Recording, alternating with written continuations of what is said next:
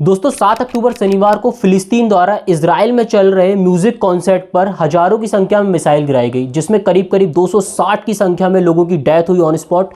इसके साथ ही हजारों की संख्या में लोग इंजर्ड हुए, जिसके बाद Israeli prime minister Benjamin Netanyahu ने इसे कोई नॉर्मल अटैक ना कहते हुए एक वॉर कहा है। उन्होंने इसे वॉर इसलिए कहा दोस्तों क्योंकि द्वितीय विश्व युद्ध में हुए हॉलोकॉस्ट के बाद शायद ये दूसरा सबसे बड़ा मैसेकर है जिसमें यहूदी इतनी संख्या में मारे जा रहे हैं। इसके बाद दोस्तों उन्होंने गाजा पट्टी को टोटली सीज करने का आदेश दे दिया।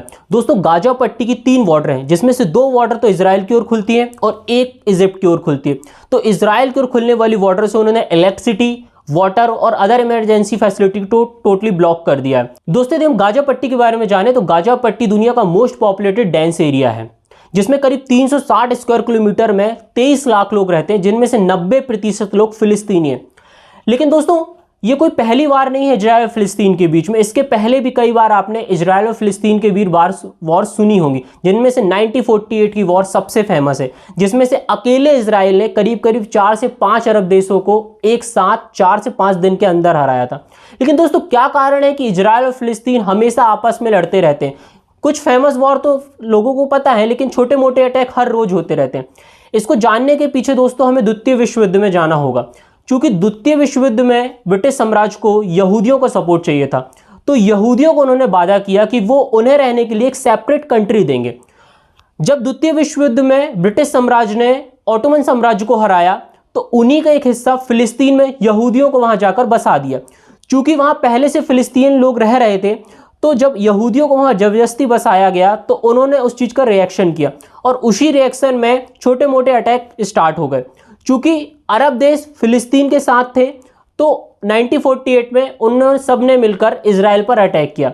तो इस प्रकार इजराइल और फिलिस्तीन आज भी इन जगहों को लेकर लड़ते रहते हैं। दोस्तों वापस करंट सिनेरियो में लौट कर आए तो इस बार जो फिलिस्तीन द्वारा अटैक किया गया है वो वहां के एक्सट्रीमिस्ट ग्रुप हमास के द्वारा किया गया है और उसके मास्टरमाइंड रहे हैं मोहम्मद दाइफ। मोहम्मद दाइफ वो पर्सनालिटी है जिसे आज पूरी दुनिया सर्च कर रही है, क्योंकि उसने दुनिया की मोस्ट पावरफुल एजेंसी मोसाद को चकमा दे दिया।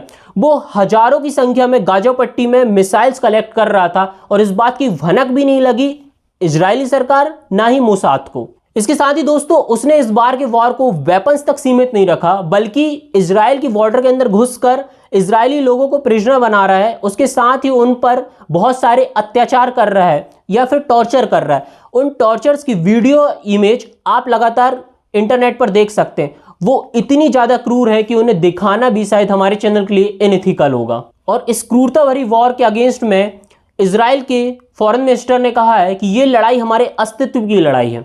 इस लड़ाई के लिए हम वो सारी हदें पार करेंगे जिसकी कभी कल्पना भी नहीं की गई है और ना कभी कल्पना की जा सकती है। साथ ही Israeli prime minister Benjamin Netanyahu ने कहा है कि ये वॉर तो शुरुआत इजराइल ने की है, लेकिन इसका एंड हम करेंगे, वो भी 1 स्टेट सॉल्यूशन के साथ।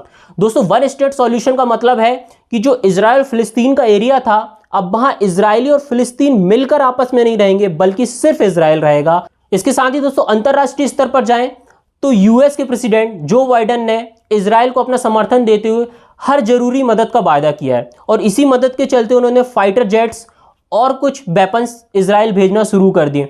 वहीं इसके रिएक्शन में रूस के राष्ट्रपति व्लादिमीर पुतिन ने कहा है कि इंटरनल पॉलिटिक्स के बीच में इंटरफेयर है। वहीं दोस्तों फिलिस्तीन की सपोर्टर कंट्री कतर ने भी इजराइल को एक अल्टीमेटम देते हुए कहा है कि यदि इजराइल अटैक करता है फिलिस्तीन पर और उनके फिलिस्तीनी लोग मारे जाते हैं तो कतर इजराइल को देने वाली गैस को कट कर देगा। इसके साथ ही इजराइल से लगे देश लेबनान और सीरिया में एक्टिव एक्सट्रीमिस्ट ग्रुप हिजबुल्लाह ने भी अपनी एक्टिविटी शुरू कर दी है, ऐसा कहना है वेस्टर्न मीडिया का। दोस्तों लेबनान और सीरिया की एक्टिविटी से वेस्ट बैंक जो इजराइल का ही हिस्सा है वहां पर भी एक्टिविटी स्टार्ट हो रही है। इससे एक खतरा बढ़ रहा है जिसका नाम है इंतिफादा। इंतिफादा का मतलब होता है दोस्तों कि वेस्ट बैंक और गाजा पट्टी दोनों में एक साथ उथल पुथल हो जाना, जिससे पूरा का पूरा इजराइल जो है अनस्टेबल हो जाएगा। तो इस अनस्टेबिलिटी का खतरा भी बढ़ता जा रहा है। दोस्तों कहीं ना कहीं ये सारे फैक्ट्स और पॉलिटिकल स्टेटमेंट हमें तीसरे विश्व युद्ध की ओर इशारा कर रहे हैं। मैं तीसरे विश्व युद्ध की ओर इशारा करने की बात क्यों कर रहा हूं? दोस्तों हम और आप पहले से जानते हैं कि पिछले साल मार्च में ही यूक्रेन और रसिया का वॉर स्टार्ट हुआ था, जिसमें रसिया के साथ कुछ बड़े नेशन लाइक चीन और कुछ देश उसके सपोर्ट में थे। वहीं यूक्रेन के साथ पूरा का पूरा लगभग यूरोप खड़ा हुआ था। तो पहले से ही दुनिया 2 धड़ों में बंट चुकी है। अब चूंकि इजराइल और फिलिस्तीन का युद्ध हो रहा है, तो जहां इजराइल के साथ अमेरिका और यूरोप जैसे बड़े देश खड़े नजर आ रहे हैं, वहीं फिलिस्तीन के साथ ऑर्गेनाइजेशन ऑफ इस्लामिक कमेटी, जिसमें 52 इस्लामिक देश हैं, पक्ष में खड़े नजर आ रहे हैं। इसके साथ ही पर्दे के पीछे रसिया का भी उसको पूरी तरीके से सपोर्ट है। वहीं यूरोप दोस्तों इजराइल के लिए सिंपैथी कलेक्ट करने में लगा हुआ। वो कैसे? वेस्टर्न मीडिया पूरी तरीके से जो भी खबरें दिखा रही है उसमें इजराइल को एक मासूम देश की तरह प्रेजेंट कर रहे हैं। जैसे कि जब इजराइल में कोई डेथ होती है तो उसे वो डेथ नाम से डिनोट करते हैं, वहीं यदि फिलिस्तीन में कोई डेथ होती है तो उसे किल्ड बताया जाता है।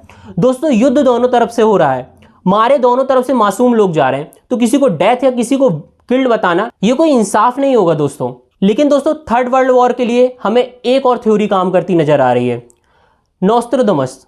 नोस्ट्राडामस एक ऐसी पर्सनालिटी का नाम है जो फ्रांसीसी प्रिडिक्टर थे 16वीं शताब्दी में, जिन्होंने कुछ अपनी बुक में प्रिडिक्शन किए हुए थे जो बहुत हद तक सामने होते हुए नजर आ रहे हैं, जैसे कोरोना काल। इसी तरह उन्होंने 2023 के लिए एक प्रिडिक्शन किया था कि 2023 में करीब करीब 7 महीने चलने वाला एक युद्ध होगा।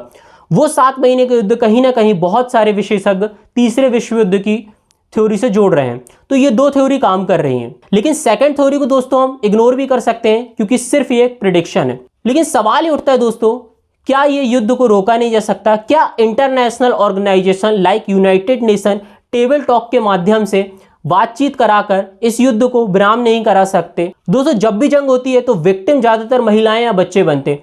हाल के युद्ध में भी आप देख सकते हो कि महिलाओं को प्रताड़ित किया जा रहा है, साथ ही हीनियस क्राइम लाइक रेप को भी उनको फेस करना पड़ रहा है। तो दोस्तों जंग की शुरुआत तो पॉलिटिशियन के स्टेटमेंट या आर्मी पर्सनल के वेपन से होती है, लेकिन इसका अंत सिविलियंस की जान से होता है। दोस्तों हम सब मिलकर बस यही प्रे कर सकते हैं कि इजराइल और फिलिस्तीन के बीच में जो वॉर चल रहा है उसमें हजारों सिविलियंस की जो जान जा रही है वो ना जाए, और ये युद्ध जितनी जल्दी हो सके उतनी जल्दी रोक दिया जाए।